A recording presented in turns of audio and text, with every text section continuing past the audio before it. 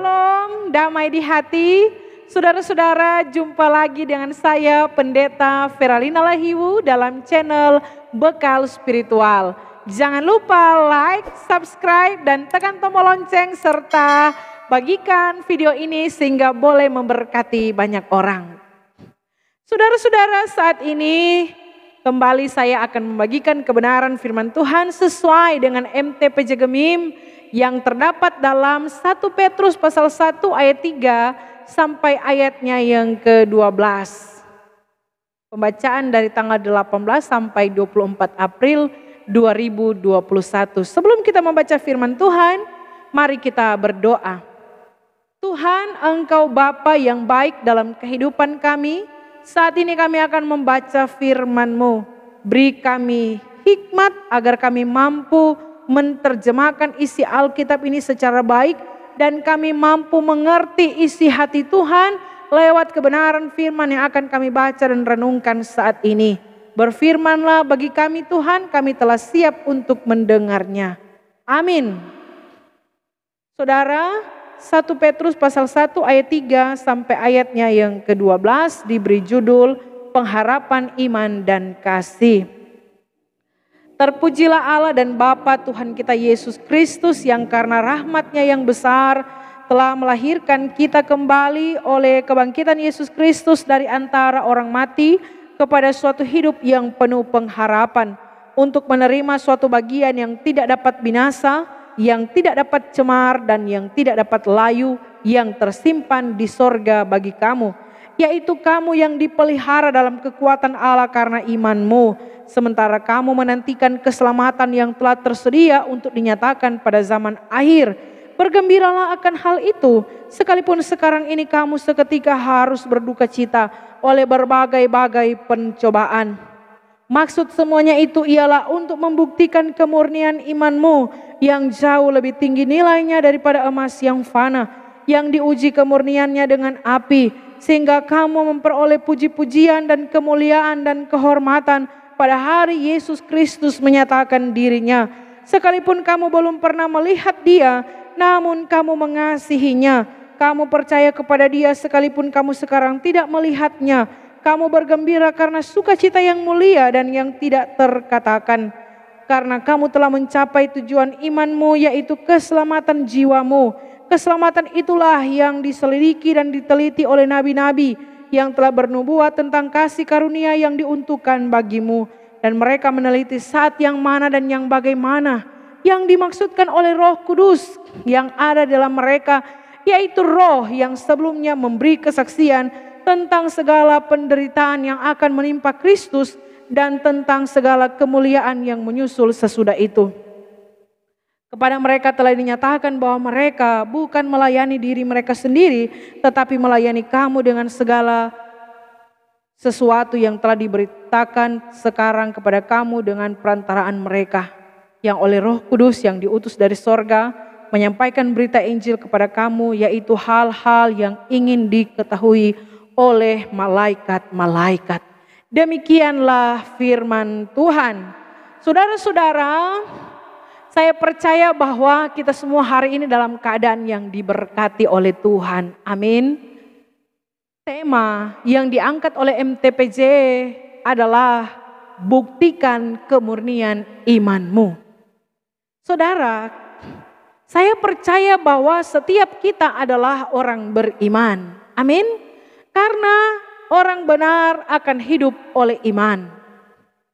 Begitu juga yang dialami oleh orang-orang yang ditujukan oleh surat atau pembacaan yang kita baca di saat ini dalam 1 Petrus pasal 1 ayat 3 sampai ayatnya yang ke-12. Saudara, alamat surat ini ditujukan kepada orang-orang pendatang yang tersebar di 5 provinsi dari kerajaan Romawi, yaitu Pontus, Galatia, Kapadokia, Asia Kecil, dan Bitinia. Mereka semua adalah orang-orang Kristen, bukan Yahudi. Di mana saudara-saudara, mereka mengalami sesuatu yang tidak mengenakan. Padahal mereka bersuka cita karena Yesus telah bangkit dan memberikan jalan keselamatan yang tidak dapat binasa. Tetapi apa yang mereka alami, saudara-saudara, mereka menderita demi nama Tuhan. Mereka mengalami penindasan oleh para penguasa pada saat itu. Mereka berada dalam berbagai pencobaan. Mereka difitnah sebagai pelaku-pelaku kejahatan. Kasihan tuh orang Kristen pada saat itu, saudara-saudara. Mereka harus merasakan penderitaan yang mereka alami sebagai orang Kristen yang mengikut Tuhan Yesus. Mereka mengalami ujian yang sangat berat, saudara. Sehingga mereka ada pada situasi yang mencekam mereka. Tidak gampang orang Kristen yang hidup pada masa itu, saudara-saudara, tidak gampang. Bahkan kita ingat cerita tentang Kaisar Nero. Waktu dia membakar Roma, saudara-saudara. Yang dia perbuat dituduhkan bahwa orang Kristen yang melakukan hal itu. Sehingga tidak sedikit orang Kristen yang mati, saudara-saudara. Bukan gampang situasi, kondisi, keadaan yang dialami oleh orang-orang Kristen pada saat itu. Sehingga dalam keadaan seperti itu, surat ini ditulis untuk menguatkan mereka, menguatkan iman mereka. Bahwa apa yang mereka alami saat itu adalah suatu ujian bagi mereka, adalah suatu proses bagi mereka. Atau dalam pembacaan ini dikatakan apa yang mereka alami adalah membuktikan kemurnian iman mereka kepada Tuhan. Saudara yang diberkati oleh Tuhan kita Yesus Kristus. Sehingga ketika kita baca dari ayat 3, saudara, dikatakan bahwa terpujilah Allah dan Bapa Tuhan kita Yesus Kristus yang karena rahmatnya yang besar telah melahirkan kita kembali oleh kebangkitan Yesus Kristus dari antara orang mati kepada suatu hidup yang penuh pengharapan. Amin, saudara-saudara. Karena orang Kristen pada saat itu yang mereka alami, tidak gampang, saudara. Beda dengan sekarang, orang Kristen sekarang senang, saudara. Gereja tak buka-buka, datang, cuma ada yang mau datang, saudara. Tapi pada masa itu mereka harus menyediakan tempat-tempat ibadah yang ada di bawah tanah, saudara-saudara, ya. Di atas mereka ditindas, di bawah mereka berdoa, saudara-saudara. Tidak gampang. Sehingga surat ini menguatkan mereka untuk membawa mereka pada hidup yang penuh pengharapan. Karena saudara, ketika ditindas, ketika dapat penindasan, ketika dalam berbagai pencobaan, ketika dituduh sebagai pelaku kejahatan, tidak gampang saudara-saudara menerima hal itu. Tidak gampang. Sedang orang dalam pergumulan keluarga yang orang alami, rasa-rasa saudara-saudara itu ya tidak gampang. Apalagi orang Kristen pada zaman itu. Demi nama Tuhan mereka menderita. Sehingga surat ini menguatkan mereka untuk membawa pada suatu hidup yang penuh pengharapan. Artinya apa, saudara-saudara? Bahwa ketika mereka bertahan di dalam Tuhan, ada pengharapan di dalam Tuhan, saudara-saudara. Hidup yang penuh pengharapan. Bapak, Ibu, Saudara, apa itu pengharapan? Pengharapan sederhana saya mau katakan bahwa cepat atau lambat sesuatu yang baik pasti terjadi. Amin. Itu pengharapan, saudara-saudara. Makanya kalau hari-hari ini kita ada dalam pergumulan, tapi kalau kita memiliki pengharapan, kita akan percaya bahwa cepat atau lambat sesuatu yang baik pasti terjadi. Bukan mungkin terjadi, pasti terjadi dalam kehidupan kita. Amin, saudara-saudara. Makanya orang dalam kehidupan yang ada, ketika dia dalam masalah, dalam pergumulan, dalam duka cita, ketika ada pengharapan, dia percaya sesuatu yang baik pasti terjadi. Amin, saudara-saudara. Ya, anak-anak muda, masa depanmu ada dalam Tuhan. Milikilah pengharapan dalam Tuhan, karena pengharapan dalam Tuhan itu tidak pernah sia-sia. Paulus bilang pengharapan dalam Tuhan itu bagaikan sau yang kuat, saudara-saudara. Ya saudara, di kapal itu ada jangkar ya. Jangkar itu kalau sobat tanang saudara, kalau kapal berlabuh ya, jangkar ini ketika dilempar ya, dia akan tertanam ya di dasar laut saudara-saudara. Dan kalau dia sudah tanang saudara, nyandak mau tacabu ya. Kapal sebesar apapun ya, nyandak akan tacabu dengan itu jangkar itu. Karena jangkar itu kuat. Itu yang Paulus bilang bagaikan sau yang kuat. Sehingga saudara yang diberkati Tuhan, orang yang memiliki pengharapan, dia sobat jangkar Pak Tuhan saudara. Sangat kuat di dalam Tuhan. Ya, sehingga penting dalam kehidupan kita sebagai orang percaya untuk menaruh pengharapan kita kepada Tuhan. Jangan kita menaruh harapan pada manusia, saudara-saudara. Karena harapan pada manusia itu sia-sia, ya. Kadang-kadang bikin kecewa, saudara-saudara, ya. Misalnya, ya, ada yang mau melamar kerja, so taruh pengharapan pada the power of orang dalam, saudara-saudara. Tiba-tiba orang itu nyandak tolong, ya, kecewa, saudara-saudara, sedih, marah, ya, putus asa. Tapi saudara, pengharapan di dalam Tuhan tidak sia-sia. Kalau orang mau melamar kerja, ya nyandak perlu the power of orang dalam, saudara. Power kita, kekuatan kita adalah Yesus Kristus Tuhan. Koneksi apapun dalam dunia ini tidak sekuat koneksi kita dengan Tuhan. Amin saudara-saudara. Ya.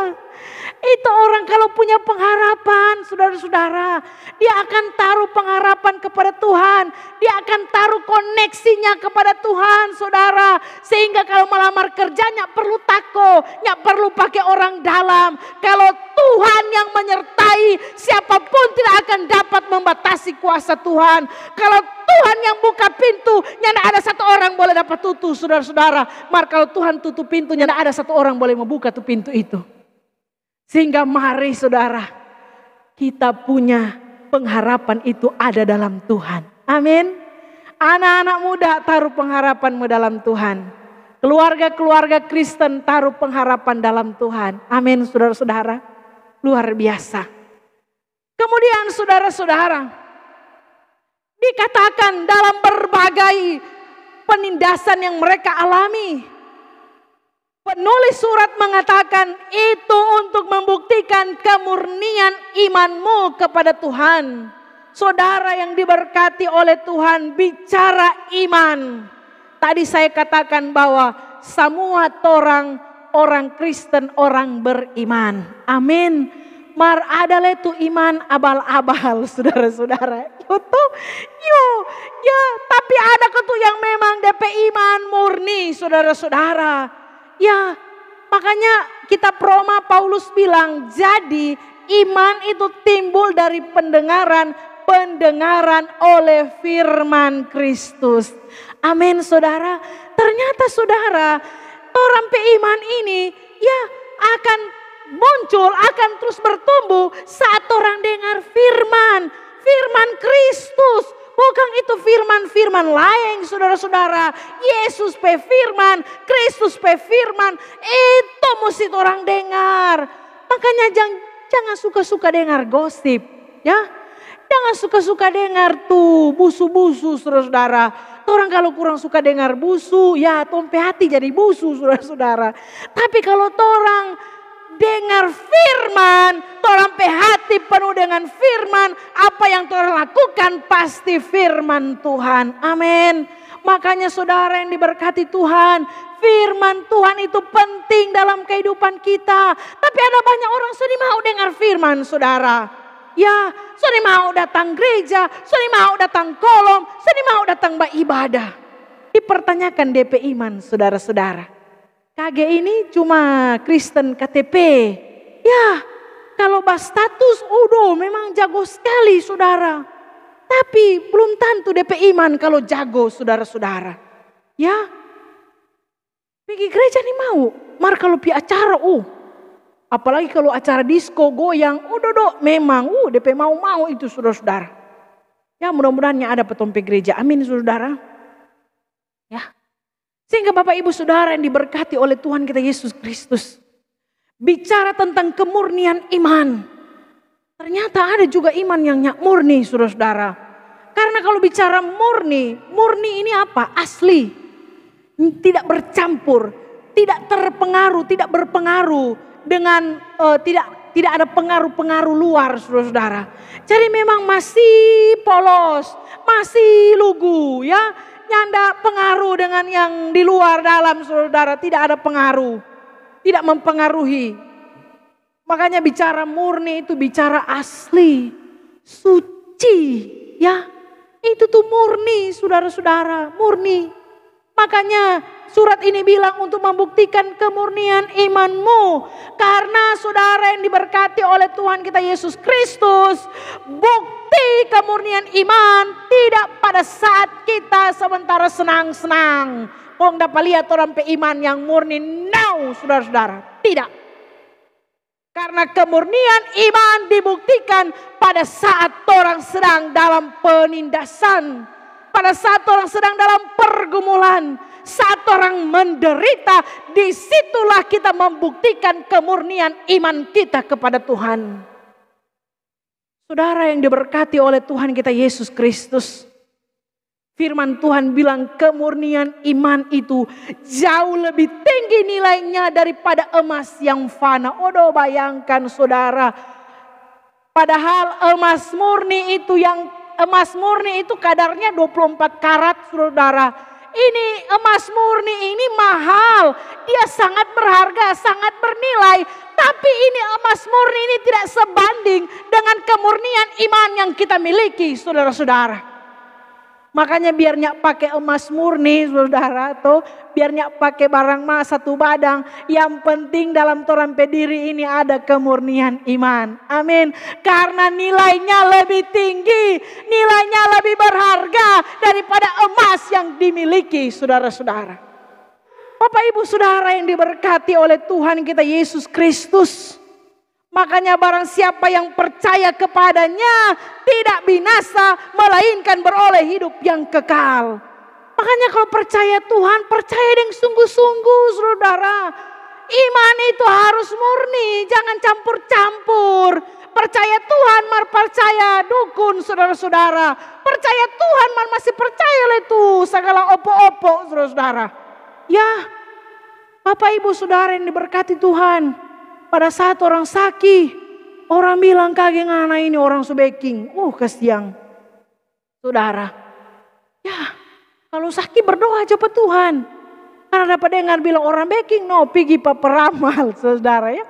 Pipa dukun-dukun, Elia Akang kayak kita ini orang ya. Saudara yang diberkati oleh Tuhan kita Yesus Kristus. Saya percaya bahwa oleh bilur-bilur Yesus kita disembuhkan. Amin. Itulah kepercayaan kita. Itulah kemurnian iman kita saudara-saudara. Jangan campur-campur saudara. Makanya iman itu, kalau kemurnian iman itu saudara nilainya lebih tinggi. Lebih berharga saudara-saudara. Buktikan turampe kemurnian iman. Ya, kemurnian iman kita dibuktikan bukan pada saat orang dapat oto baru. Tapi saat orang dapat pergumulan baru. Haleluya saudara-saudara. Amin saudara. Ya, kemurnian iman dibuktikan saat orang menderita, orang tetap bertahan. Saat disakiti, orang mampu mengasihi. Amin saudara. Kasihan pendeta setengah mati. Kalau dong sebeking sakit hati, setengah mati mau kasih. Saudara, kalau Tuhan mampu mengasihi kita, kita pun mampu mengasihi orang lain. Amin. Siapakah kita saudara-saudara sehingga kita tidak mampu mengasihi orang lain? Tuhan kita mengasihi kita. Kasih itu juga kita harus lakukan dalam kehidupan kita sebagai orang yang percaya. Sehingga buktikanlah kemurnian iman kita. Saudara, saya ingat cerita tentang tokoh yang bernama Abraham. Ya, Abraham ketika dia mendapatkan Ishak di usianya yang sudah tua. Ini satu hal yang luar biasa yang diceritakan oleh Alkitab, oleh firman Tuhan, saudara. Ketika Abraham mendapatkan anak di usia yang sudah tua, yang bernama Ishak, saudara. Sudah pak anak di usia tua, kon Tuhan meminta oleh saudara-saudara ya. Tuhan bilang, Abraham persembahkan anakmu Ishak. Oh kasihan ya. Tapi saudara, Abraham membuktikan kemurnian imannya kepada Tuhan ya. Saudara, Abraham beriman murni. Kemurnian imannya luar biasa. Sehingga dia disebut Bapa segala orang beriman. Bapa segala orang percaya. Dia kasih Ishak, saudara. Ya, Tuhan melihat DP kemurnian iman, saudara. Dan Tuhan menggantikan korban itu, bukan Ishak yang dipersembahkan. Bapak ibu saudara yang diberkati oleh Tuhan kita Yesus Kristus. Kadang-kadang iman kita diuji, saudara. Kadang-kadang kita dibakar, saudara, agar supaya muncul kemurnian iman kita. Karena kalau orang imannya murni, saudara, ketika ada masalah, ketika ada pergumulan, ketika orang dalam penderitaan, orang pasti tumingkas, orang pasti kabur, saudara-saudara. Ya, banyak juga ya mai tua, ketika suaminya putus kontrak ya, ketika suaminya sudah tidak berdaya, nyandak bekerja, saudara. Dia mulai dalam keadaan yang, aduh kasihan rupa setengah mati nih hidup. Dia kasih tinggal saudara DP suami dan anak-anak. Ada yang seperti itu saudara. Namun saya mau katakan bahwa ketika kita dalam pergumulan, itu adalah proses untuk membuktikan kemurnian iman kita kepada Tuhan. Amin saudara. Sehingga jangan katakan aku tak sanggup. Seharusnya kita katakan Yesus sanggup. Amin. Sehingga itu akan menguatkan dan membuktikan bahwa benar-benar kita memiliki iman yang murni dalam kehidupan kita. Makanya kadar iman kita ya, kalau emas murni kadarnya itu kandungannya hanya emas saudara, tidak bercampur. Dan kadarnya itu 24 karat, 99,99%. Makanya kadar iman kita juga harus berkualitas. Jangan iman abal-abal ya, jangan cuma iman-iman biasa saudara. Tapi kita harus punya iman yang luar biasa. Iman yang berkualitas. Agar ketika kita ada dalam berbagai pencobaan. Kita tetap bertahan. Ya, ku kan berdiri di tengah badai. Dengan kekuatan yang kau berikan. Sampai kapanpun ku kan bertahan. Karena Yesus selalu menopang hidupku. Orang-orang Kristen pada saat itu, mereka tetap bertahan karena mereka tahu bahwa Tuhan Yesus pasti menolong mereka. Mereka tetap bertahan, membuktikan kemurnian iman mereka kepada Tuhan. Sekalipun mereka dalam penindasan, tapi mereka tetap percaya kepada Tuhan. Bahkan Alkitab mencatat bahwa mereka tetap mengasihi Tuhan, sekalipun mereka tidak pernah melihat Tuhan, saudara. Wah, luar biasa Bapak Ibu Saudara. Ya. Kita ingat cerita ketika Yesus bangkit dan menampakkan diri kepada para murid. Di situ Thomas yang tidak ada, saudara. Dan waktu mereka cerita, Thomas tidak percaya. Thomas bilang, sebelum kita lihat kong kita cucu tapi jare, saudara, baru dia percaya. Yesus menampakkan diri kepada Thomas ya, dan Thomas percaya. Yesus bilang, engkau percaya karena engkau melihat. Dan ada kalimat penting Yesus katakan, berbahagialah mereka yang tidak melihat namun percaya. Amin saudara. Saudara yang diberkati oleh Tuhan kita Yesus Kristus. Ini juga yang dialami oleh orang-orang Kristen pada masa itu. Sekalipun mereka tidak melihat Tuhan, tidak melihat Yesus, tapi mereka mengasihi Yesus. Mereka percaya kepada Yesus. Amin. Saudara, marilah kita mengasihi Tuhan di tengah-tengah kehidupan kita. Bagaimana mengasihi Tuhan? Mengasihi Tuhan saudaranya tidak cuma berstatus I love Jesus. I love Jesus Christ. No saudara. Mengasihi Tuhan tidak cuma orang status di Facebook, di IG. Ya saudara, story, WhatsApp. No saudara. Tapi ketika kita mengasihi Tuhan, kita melakukan apa yang menjadi kehendak Tuhan dalam kehidupan kita. Saat kita mengasihi Tuhan saudara, orang yang mengasihi Tuhan, pasti tidak akan menyakiti hati Tuhan. Amin. Saudara, kalau engkau mengasihi Tuhan, lakukanlah apa yang Tuhan mau dalam kehidupan kita. Misalnya suami istri ya, saling mencintai, saling mengasihi saudara. Nyanak mungkin ya ini istri akan melakukan apa yang tidak disukai oleh suaminya. Karena dia tahu DP suami itu nih mau saudara. DP suami tidak suka. Sehingga pasti dia akan lakukan sesuatu yang menyenangkan. Begitu juga dalam kehidupan kita. Lakukanlah sesuatu yang menyenangkan hati Tuhan. Senangkan hati Tuhan dengan perbuatan kita. Ketika kita mengasihi Tuhan, saudara, kita konsisten dengan Tuhan. Tidak berubah-ubah, saudara. Tetap berketetapan hati saat kita mengasihi Tuhan. Kita akan melakukan apa yang menjadi kehendak Tuhan dalam kehidupan kita. Saudara yang diberkati oleh Tuhan kita Yesus Kristus. Orang tua yang ada di rumah, ajarlah anak-anak kita mengasihi Tuhan dengan cara apa? Ajar mereka mengasihi Tuhan, mengenal Tuhan dengan apa? Baca Alkitab, baca firman Tuhan. Anak-anak yang mengasihi Tuhan itu rajin baca firman. Anak-anak yang mengasihi Tuhan rajin beribadah. Anak-anak yang mengasihi Tuhan pasti menghormati orang tuanya di rumah. Amin saudara. Ya, jangan cuma ajar anak-anak kita saudara TikTok ya. Saudara TikTok itu ya ada yang TikTok rohani itu mantap saudara. Tapi bukan cuma yang begitu yang diajar saudara. Tapi kita juga harus mengajar mereka mencintai Tuhan, mengasihi Tuhan dengan cara belajar firman Tuhan, membaca firman Tuhan, setia beribadah agar mereka memuliakan nama Tuhan. Amin. Saudara yang diberkati Tuhan, kalau kita mengasihi Tuhan sebagai pelayan-pelayan Tuhan, apalagi di gereja kita, gereja Masih Injili di Minahasa. Tahun ini adalah tahun periodik terakhir ya. Bagi para pelayan khusus Penatua dan Syamasi. Kalau kita mengasihi Tuhan, lakukan tugas tanggung jawab kita dengan baik. Jangan mentang-mentang mau tahun terakhir kasih biar jo tu pelayanan. Biar jo Syamasi yang lia, kasih biar jo Penatua yang lia. No saudara-saudara, kalau kita mengasihi Tuhan, kita akan melakukan tugas tanggung jawab kita sampai selesai. Kalau kita mencintai gereja ini, kalau kita mencintai Tuhan Yesus yang adalah kepala gereja ini, kita akan melakukan tugas tanggung jawab kita di hadapan Tuhan sampai selesai. Amin. Saudara, semoga firman ini memberkati kita semua. Biarlah kita menjadi orang-orang yang penuh pengharapan kepada Tuhan. Biarlah kita membuktikan kemurnian iman kita sekalipun kita dalam berbagai pergumulan dan masalah. Biarlah dalam hidup kita mau mencintai dan mengasihi Tuhan. Semoga firman ini menguatkan dan memberkati kita.